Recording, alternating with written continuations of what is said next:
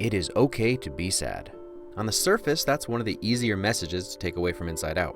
A movie where emotions frame the way our brains store memories and influence our daily interactions with the outside world by helping to create our personalities. And the message by the end of the film, spoiler alert, is that it is okay to be sad. We don't start there though. Inside Out immediately makes an assumption about how we perceive emotions. Sadness is bad. We all want to be happy.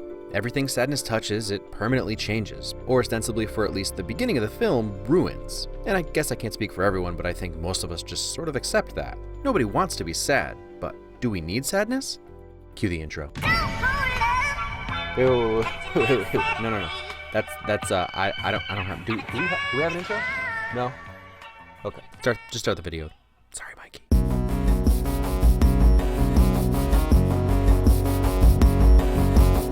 Year was this year. The month, this month. It was, I just watched Inside Out like for the first time a few weeks ago. And boy, this movie made me feel some things. Both as a current father and former child. Nostalgia for when things were binary, happy or sad. And also feeling the weight of helping to shape my son's emotional experience in mind. I feel some things. And I know this series is supposed to be more about what animation taught us as children, but I don't remember most of my childhood.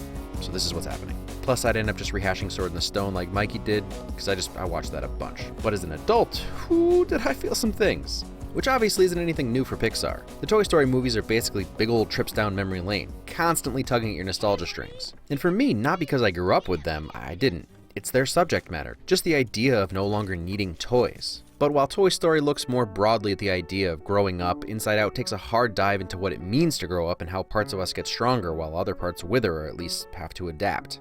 But what parts, right? There's an interesting thing that Inside Out touches on, possibly unintentionally, but it structures how I interpret the film and how I allocate agency to the various characters and ideas. It's generally a theological concept, but I think it applies here.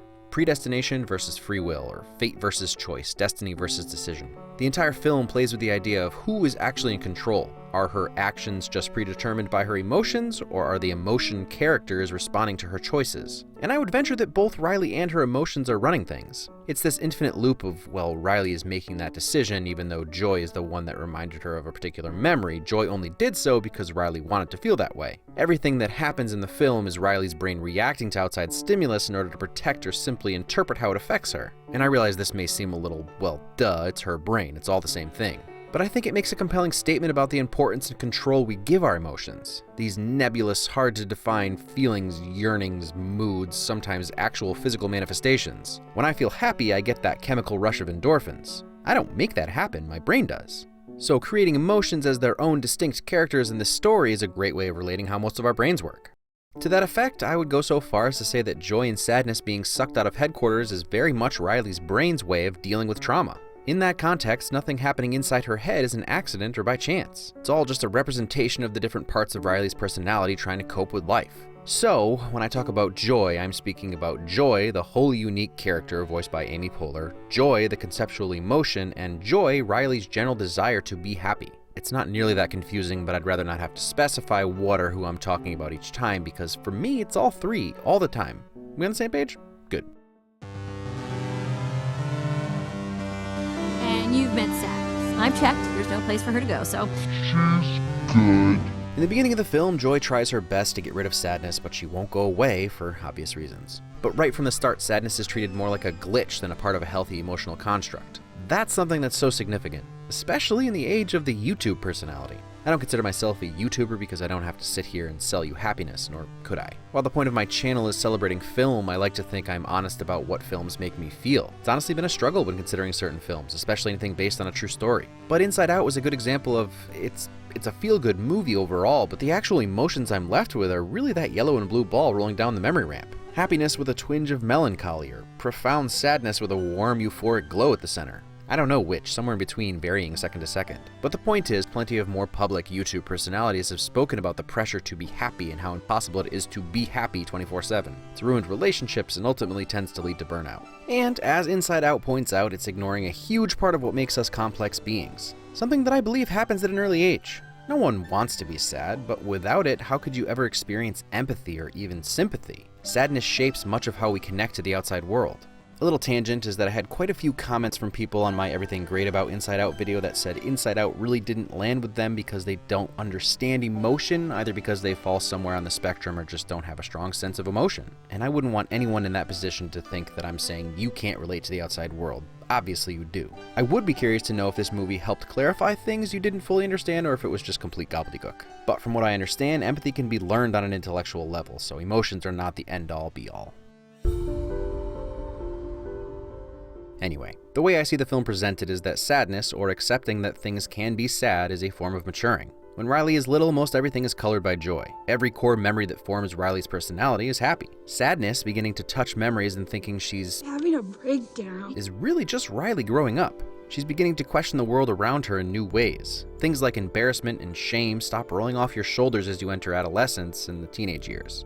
And then it comes back around again, which is great. But if ignorance is bliss, then what does that say about knowledge and understanding? I personally have these vivid leaps of consciousness is the best way I can describe them, and they're very rarely what I would call happy memories. Things like realizing your parents aren't the perfect people you built them up to be, learning that fairness isn't some universal unbreakable law. Heck, the truth about success and failure are things I really only grasped after 30, and I'm sure people in their 50s, 60s, 70s, and beyond are still having aha moments of, oh, so that's how the world actually works and how I fit into it. With each leap of consciousness or awakening generally comes a new level of sadness. Emotions obviously have more complexity and nuance than the ones shown. I was actually hoping that the adults would have dozens of emotions in their heads, but for the purposes of this kids movie, keeping it simple made sense. Existential dread or purpose-laden angst may be better names for some of what I feel, but ultimately it's a form of sadness mixed with anxiety.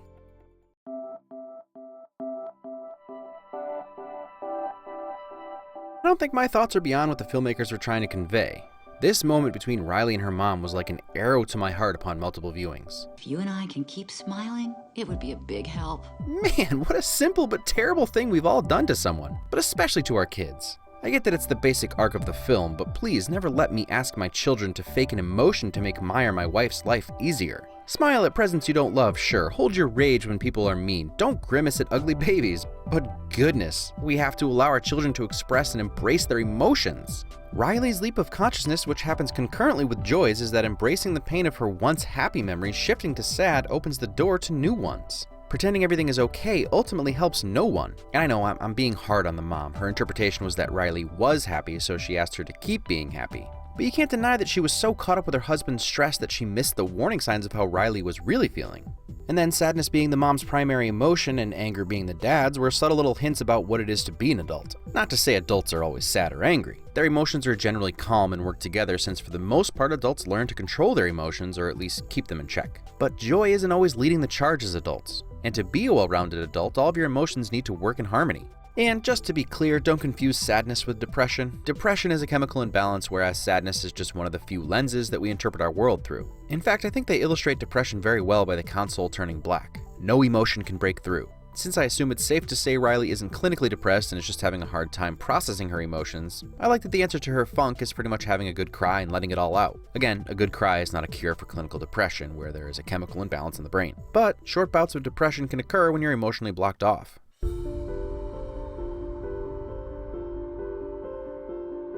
So, what did I learn? What's the lesson? Right? That's the point. Concerning myself, I relearned that it's not just okay to be sad, but it's good to be sad. It's great to be sad. It's an essential part of being healthy. Don't reject the sadness. Embrace it. Learn from it. In a very personal sense, this movie moves me no matter how much I dissect it. Every time I see this scene, that very familiar blend of joy and sadness that Riley experiences, it fills my eyes with tears, which in itself is a lot of what this movie is about. Specifically, as males, we're conditioned to hide our emotions, even joy to a degree. Can't get too excited or like anything too much. That's not cool. Trust me, I'm the king of not cool. But to be sad or to cry, that's showing weakness. And weakness is unmanly. You've been listening to me long enough to know that I don't care too much about that. I don't generally break down into tears in public, but vulnerability and being able to experience and express emotion with those you love is important. And as most men learn, a huge part of being a man and something that the women who love you will find very manly. It's an important part of growing up. This movie really gave me a visual for that, which I appreciate.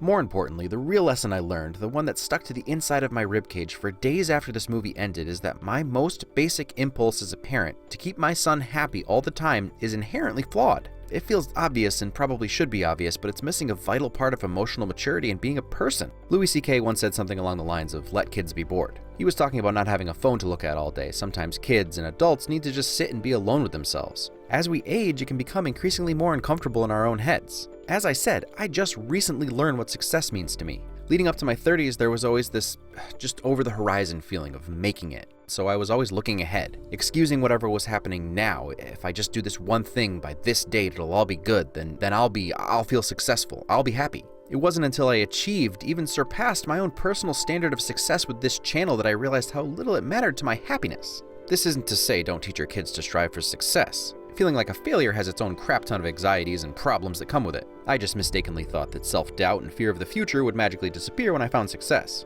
They don't. And the failure anxiety has been replaced with a whole newer, better, faster, stronger version of anxiety. And the point to all that is, of course I want to protect my son from all of that, all the bad feelings. But doing so would be a disservice. That's not to say that when he steps off the couch to fall to the hardwood floor, I should let him fall. And honestly, like I've said a few times, his emotions are a little more binary, black and white right now. But going forward, learning how to deal with heartache, failure, injustice, bullying, loneliness, anxiety, jealousy, it's all part of being a well-rounded person. And sometimes it's okay to embrace the sadness, to live in that sorrow or remorse or regret just a little. Because I can tell you from personal experience that it will reveal something new to you about yourself every time. So, it's okay to be sad? No, it's necessary to be and feel sad. Not all the time, but to try to prevent sadness is to invoke depression.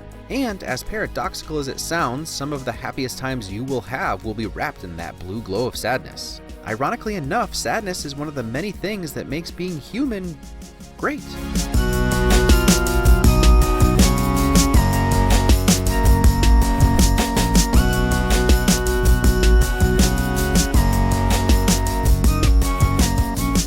That's that. Thanks for watching and listening. If you don't know, this is in addition to a series that Mikey Newman of Movies with Mikey from FilmJoy started a few months ago. So his video and others inspired me to take a crack at it. I'm really not a video essayist, so I tried my best. Go easy. Anyway, check out his video and all the others in the playlist. Some really good stuff. And I will see you all next week. Oh, and here's a teaser. I made it really hard because most frames from this one are super obvious.